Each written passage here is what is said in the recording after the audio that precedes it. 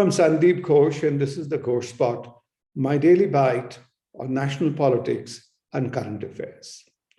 Over the last week or so, one has seen a spate of violence across the country over almost a dozen states surrounding processions for Ram Navami and Hanuman Jayanti. A unique thing this year is these festivals, and earlier the festival of Navratri coincided with the month of Ramzan, which is being celebrated by the Muslim community.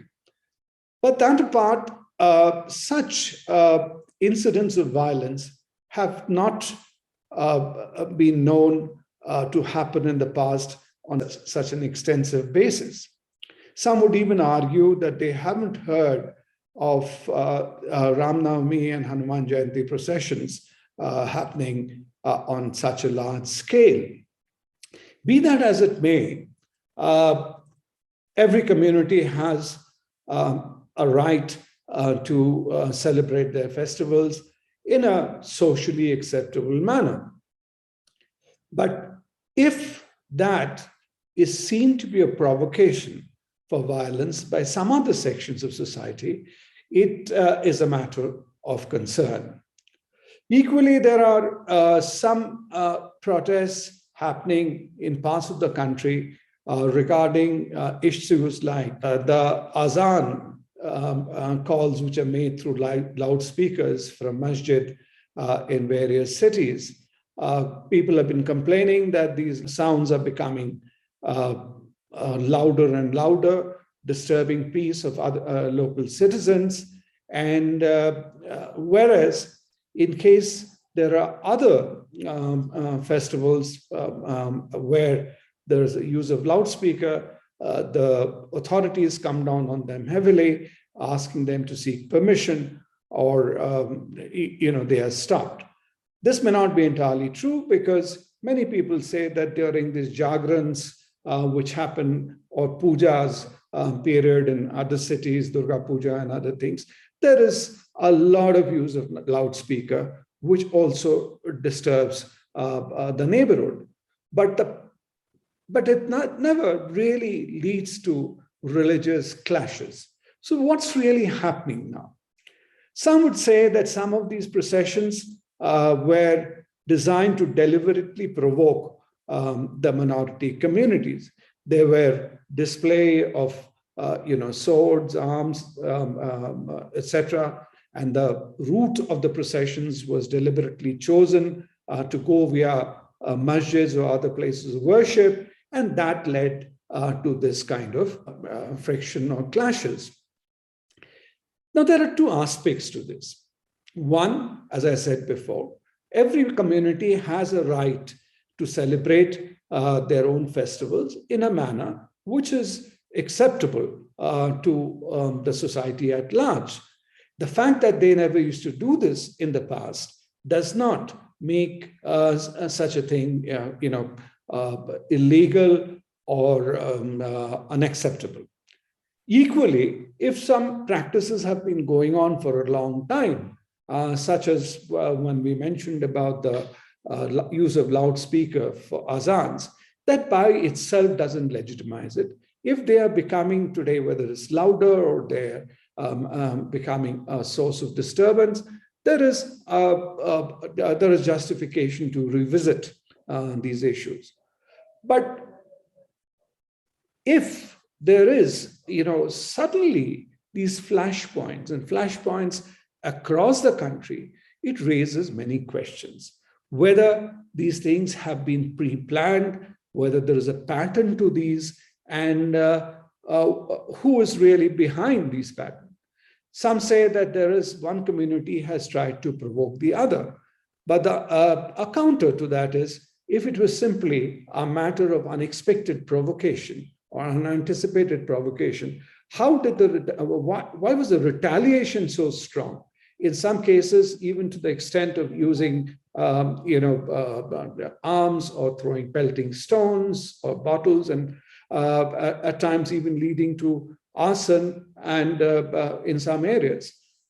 two particular incidents which have come or caught people's attention. One has been in Madhya Pradesh town called Khargone, and the other recently in a particular area of Delhi called Jahangirpuri. Now, in the case of Khargone, there was a very strong backlash from the administration, which used bulldozers to bring down some allegedly illegal construction, which they say belonged to many of the perpetrators of the riot and violence in those areas. So it was kind of an instance of instant justice. And the authorities, or even the Home Minister of Madhya Pradesh, have been quite unapologetic about it, saying that, okay, they have really invited such a retaliation. In the case of Delhi, being the national capital, there was initially an attempt to downplay the incident. But as facts came to light, their video recordings and other things, started getting viral. The matter has acquired a very much larger dimension, including polarization of opinion, not only among religious communities, but also among politicians and certain sections of the intelligentsia. At the same time, there has been an interesting development. A large number of political parties, led by the Congress, have issued a letter, a signed letter, asking the Prime Minister for intervention, saying that the government is, if not actively encouraging, but they are turning a blind eye towards these communal tensions happening in different parts of the country. As a counter to that, the BJP President JP Nadda also addressed a letter to the citizens at large, talking about past instances of such violence and riots which have happened in the previous regime, and also drawing a specific reference to something like the Communal Violence Act, which was passed during the UP regime, which kind of identified or put the onus on the majority community for any such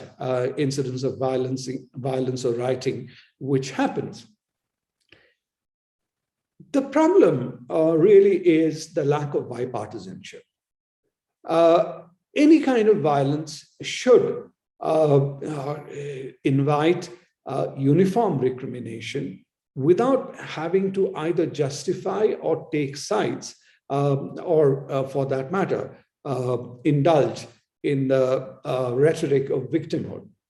That these matters should be dealt with as a routine law and order incident, with giving the police a free hand to deal with them as per law and as they deem fit. There should also be active intelligence, which the police must act upon, and they cannot, therefore, in some cases one suspects that even if they had prior information, they did not act in fear of triggering, unrest even before the incidents occurred. Now, in contrast, some have cited there are states like Uttar Pradesh, which had taken earlier a very strong stance against any such kind of violence, especially of the communal kind, which during this whole period, where they also had similar celebrations of Ram Navami and Hanuman Jayanti, perhaps on an equally large scale, there was no such acrimony or clashes. So one set of people, one school of thought is that if there is hardline action, that would be the best preventive, and other states like Madhya Pradesh, which is taking shall we say, a rather macho stand on these matters, are well justified in doing so. Now, what's really the answer? The answer, to my mind, lies in political consensus, in everybody recognizing that this is not a question of competitive, communalism or competitive display of religiosity.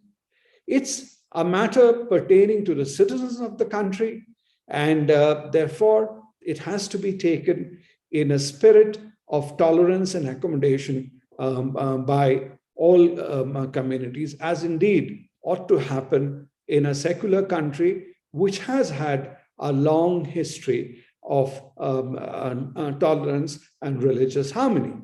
At the same time, if there are, and which one suspects there are,